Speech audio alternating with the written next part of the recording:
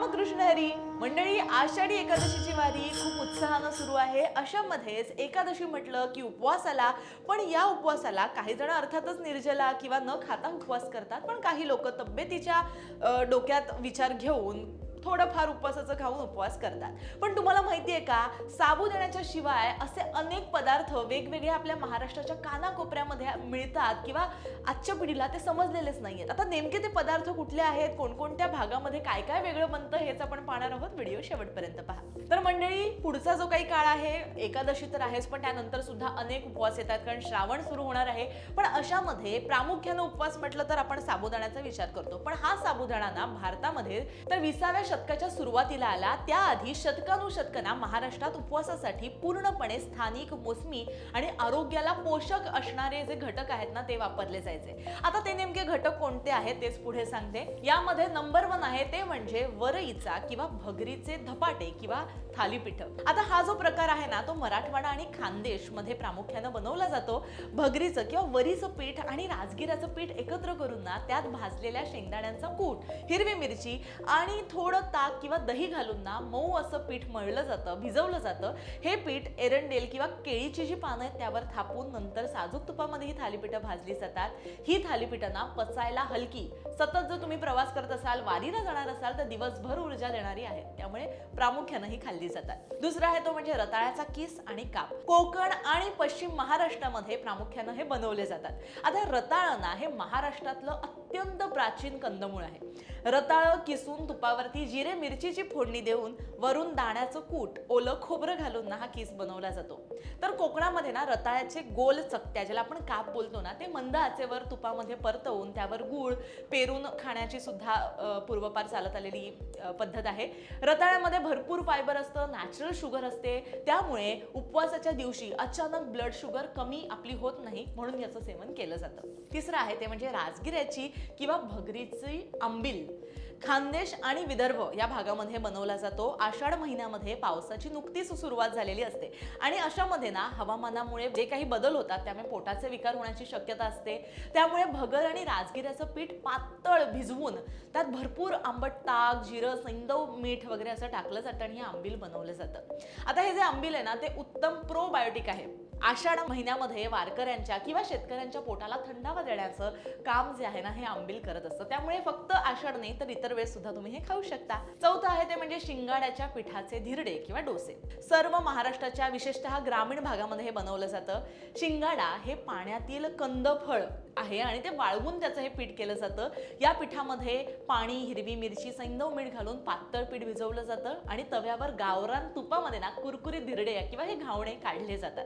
शिंगाड्याचं पीठ हे gluten free असतं आणि त्यामध्ये भरपूर अँटीऑक्सिडंट असतात, त्यामुळे तुम्ही मस्तपैकी हे खाऊ शकता.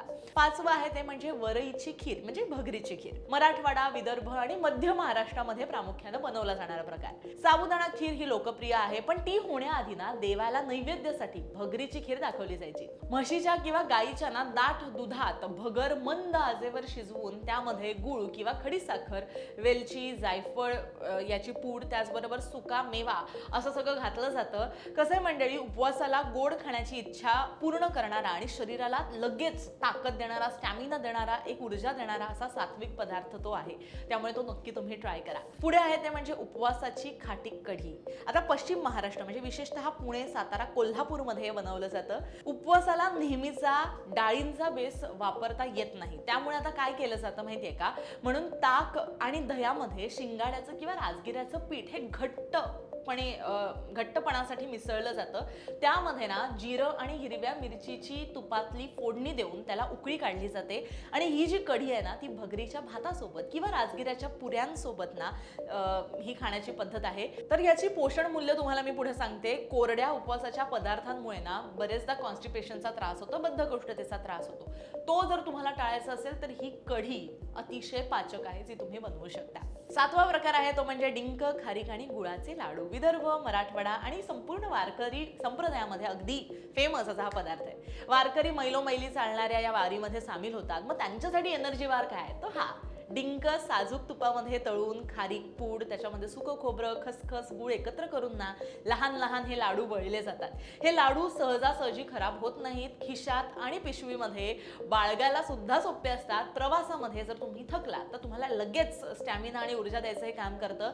विशेष म्हणजे हे लाडू इतर वेळेस सुद्धा तुम्ही शरीरासाठी खाऊ शकतात. ऑफिसमध्ये मध्येच भूक लागली तर तुम्ही ते लाडू खाल्ले तरी सुद्धा पौष्टिक आहेत आणि शरीरासाठी सुद्धा चांगले आहेत. स्त्रियांसाठी सुद्धा हे उत्तम मानले जातात.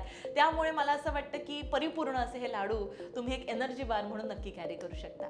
पुढचा पदार्थ आहे तो म्हणजे राजगिऱ्याची पुरी आणि सुकी भाजी. आता पश्चिम महाराष्ट्र आणि उत्तर महाराष्ट्रामध्ये प्रामुख्यानं हे बनवलं जातं.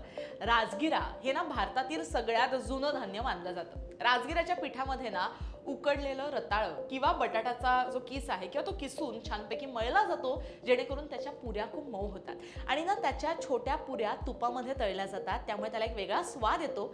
रताळ्याची सुकी भाजी सर्व याबरोबर केली जाते. राजगिऱ्यामध्ये भरपूर प्रोटीन आणि कॅल्शियम असतं. त्यामुळे अगदी दिवसभर हे एक मील जरी तुम्ही खाल्लत ना तरी परिपूर्ण अशी ताकद आणि ऊर्जा तुम्हाला मिळते. त्यामुळे जर तुम्ही उपवासाच्या दिवशी काही खात असाल तर नक्की हे पदार्थ तुम्ही ट्राय करा. 9वा जो प्रकार आहे तो म्हणजे कंदमुळांची उकड. आता उकडलेली कंदमुळं जसं करांदे आहेत, रताळी आहेत, कंद आहेत, मार्केटमध्ये खूप मिळतात. विशेष म्हणजे कोकण आणि सह्याद्रीच्या पट्ट्यामध्ये हे खाल्ले जातात. आषाढाच्या दिवसामध्ये ना जंगलात किंवा शेतामध्ये नैसर्गिकरित्या उगवणारी ही कंदमुळं, उदाहरणार्थ कोण आहे, रताळी आहे, करांदे आहेत, हे गोळा करून ती मातीच्या मडक्यामध्ये वाफेवर उकडवली जायची. त्यावर सैंधव मीठ टाकायचं, वाटलं तर थोडंसं खोबरं टाकून ती खाल्ली जातात. हा पदार्थ ना पूर्णपणे प्रक्रियामुक्त म्हणजे अनप्रोसेस असतो. निसर्गात ऋतुचक्राशी आपण यामुळे जोडले जातो आणि विशेष म्हणजे भरपूर आपल्याला ताकद मिळते, पोट भरल्यासारखं राहतं. 10वा आणि अगदी शेवटचा प्रकार जो मी तुम्हाला सांगणार आहे तो म्हणजे वरीचा भात आणि शेंगदाण्याची आमोण किंवा आमटी. संपूर्ण महाराष्ट्रामध्ये उपवासाच्या दिवशी हा प्रचलित असणारा असा पदार्थ आहे. हा महाराष्ट्रातील ना उपवासाचा राजा बेत आहे. वरई किंवा भगर ना कुकरऐवजी मोकळ्या पातेलामध्ये शिजवून त्याचा मऊ भात केला जातो. त्याच्यासोबत भाजलेल्या शेंगदाण्याचा कूट, हिरवी मिरची, चिंच, गूळ अशा प्रकारे ना आंबट गोड तिखट अशी शेंगदाण्याची आमटी केली जाते. मुळात हा जो आहार आहे ना हा खूप पोषक आहे. भगर आणि शेंगदाणे ज्याच्यामध्ये प्रोटीन आहे, फॅट्स आहे, कार्बोहायड्रेट्स आहेत, असा परिपूर्ण आहे. यामुळे ना तुमचं जे मील आहे ते कम्प्लीट मील मानलं जातं. तर महाराष्ट्राच्या कानाकोपऱ्यात असे वेगवेगळे पदार्थ बनवले जातात. कसं आहे मंडळी, साबुदाण्यात प्रामुख्यानं फक्त स्टार्च, पिष्टमय पदार्थ असतो, ज्यामुळे उपवास केल्यानंतर बऱ्याच जणांना पित्त, ऍसिडिटी, अस्वस्थता, आळस असं जाणवतं. या उलट आपल्या पूर्वजांनी शोधलेली भगर, राजगिरा, शेंगदाणा, रताळी हे जे घटक आहेत ना ते प्रथिनं, फायबर, कॅल्शियम त्याचबरोबर मायक्रो न्यूट्रिएंट्सनी परिपूर्ण असतात. त्याच्यामुळे ते शरीराला खूप खूप खूप पोषक असं एकंदरीत ऊर्जा द्यायचं काम करतात.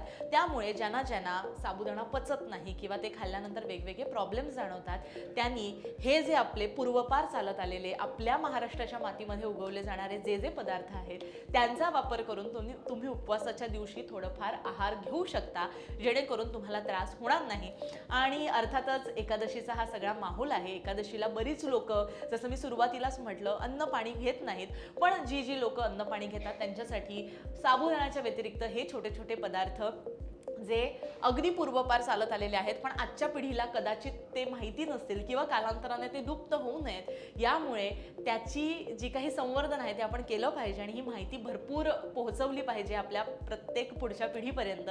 त्यामुळे हा व्हिडिओ बनवण्याचा हा माझा मानस आहे.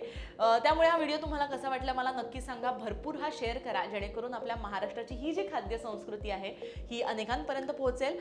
आणि आषाढी एकादशीच्या अगेन तुम्हाला सगळ्यांना शुभेच्छा. उपवासाच्या दिवशी सुद्धा स्वतःच्या शरीराची काळजी घेऊन नक्की तुम्ही हा उपवास करू शकता. त्यामुळे असंच आमच्यावरती प्रेम करायलाही विसरू नका. रामकृष्ण हरी.